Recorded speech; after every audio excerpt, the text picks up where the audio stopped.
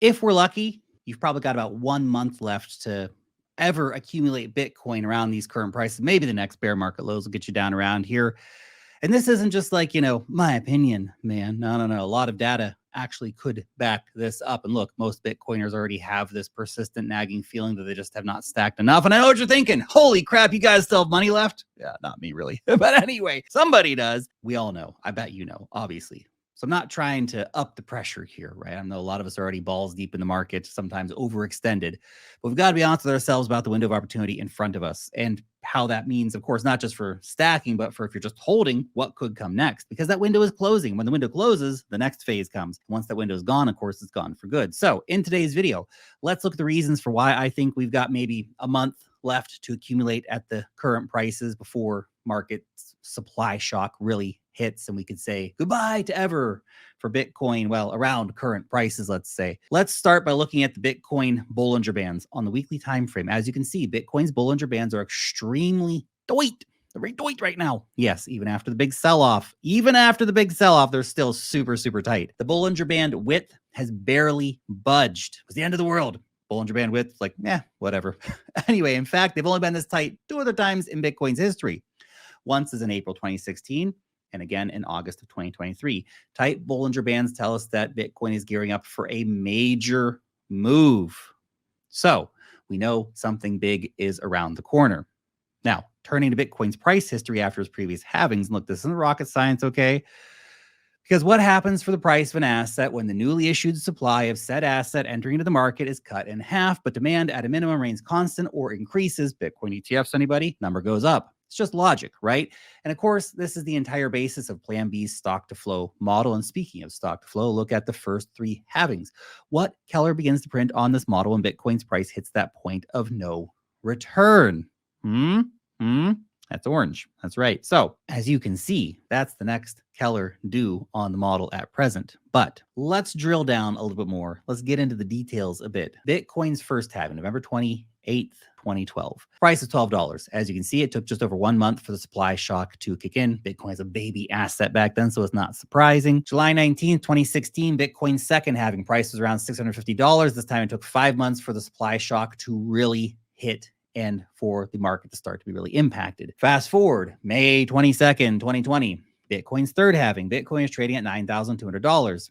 Here it took just over 5 months for the supply shock to hit. Now, here we are, 2024, April 19th of this year, Bitcoin's fourth halving. We were priced at around $63,700 at that time, assuming that the 2024 supply shock takes 5 months to hit as it did in 2016 and 2020, then Bitcoin could be hitting a new high price at some point in late September or early October. It's not to say we go to $200,000 overnight, but we go up to $75,000, for example, about just a month from now, actually, maybe 6 weeks, maybe 2 months. Okay. But we're getting closer and closer to that supply shock reality. And notice further that once the supply shock hits, never in Bitcoin's history has the price really gone back down to what was established at the previous halving. Oh, we've gone back to retest bear market lows and previous highs and stuff, but not previous halving prices. So that's why I think we'll soon be saying toodaloo to Bitcoin in this price range. These damn supply shocks, man. It's like the event horizon of crypto. Once Bitcoin's price crosses the tipping point, there's no going back, man. No going back now. Now, before we continue, I want to take a quick second to let you know about the Wealth Mastery newsletter.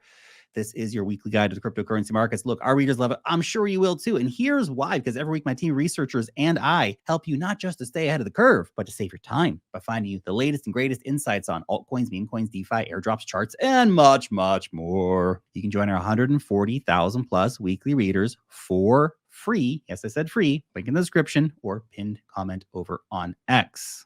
Okay, so next point to discuss. The impending Fed rate cuts. But Lark, it's going to be bearish. The market's going to go to zero. We know that lower Fed rates mean higher prices in assets like stocks and crypto, and higher rates mean the opposite usually. But what does the data say specifically with regards to Bitcoin? Well, here's Bitcoin's price in blue plotted against the Fed fund rate in orange. You'll notice that since 2019, there has been an inverse relationship between the price and the Fed fund rate. Interesting. And of course, Fed interest rate cuts outside of a recession, very important, have historically been bullish events. Inside of a recession, say goodnight, it's over. Your coins are going down bad. Bad. Anyway, when rates move down again, expect price to go north, because right now we're not in a recession. Also, it's super encouraging to see Bitcoin rip in 2024 and range at all-time highs.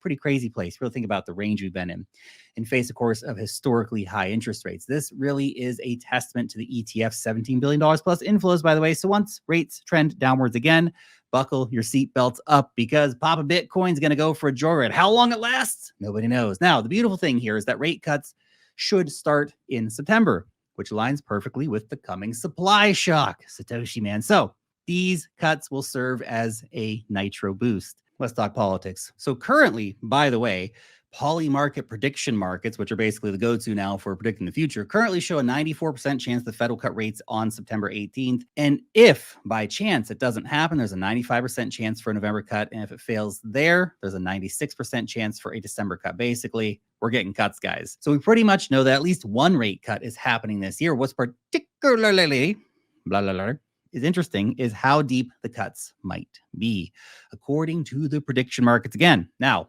this title is a bit misleading because the bet settles on the total basis point reduction by the end of the year and not how many times the Fed cuts. But what you can see is that prediction markets are currently favoring a 50, 75, or 100 basis point total reduction by the end of 2024. So 25 basis points September, 25 October, 25 November, for example. So we know the rate cuts are coming in probably less than a month, and this will serve as a tailwind with our supply shock.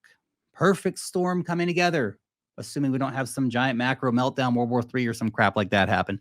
Next, we have the upcoming U.S. presidential election. Now, unless you've been under a rock, then you know that both Donald Trump and RFK Jr. have made some big Bitcoin promises, including making the corn a strategic reserve asset. Crazy if that happens. Even though Kamala Harris has asked for a reset with the crypto industry, most believe her olive branch words to be nothing more than just words. Words, man, you can just say them. It's crazy. So my point here is that there's a trade setting up with regards to Bitcoin based on the political outcomes, based on the outcomes of the election. And obviously it coincides with our anticipated supply shock and our rate cuts. I mean, the election's only a month later, basically.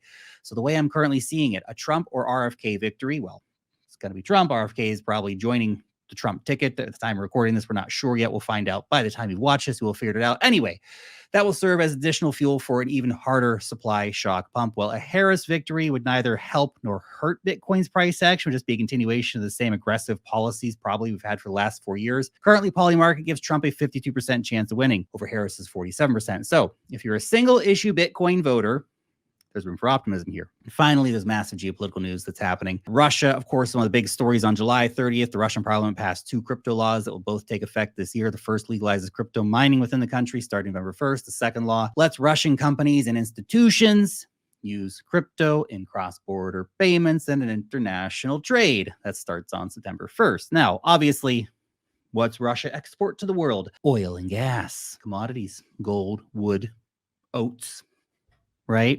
Pretty crazy stuff. And you cannot tell me that China has just seen the U.S. talking about adding Bitcoin as a strategic reserve asset and Russia passing all these sweeping legislations. Then they're just going to go, we're going to ignore this.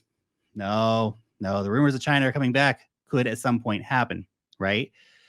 Look, Russia's a big energy superpower and it's the world's 11th largest economy, I think fourth by purchasing power parity. They're making big moves towards Bitcoin. That's big stuff. So look, the clock is ticking. And even though Bitcoin's price has been ranging since February, and I know the last gut-wrenching puke and liquidation of a chunk of my portfolio, crypto markets, crap. Anyway, everything I'm seeing says that this window of accumulation is quickly coming to a close. We've got a lot of stars aligning this fall, and as little as a month, big things could start happening. So prepare accordingly. Thanks for watching.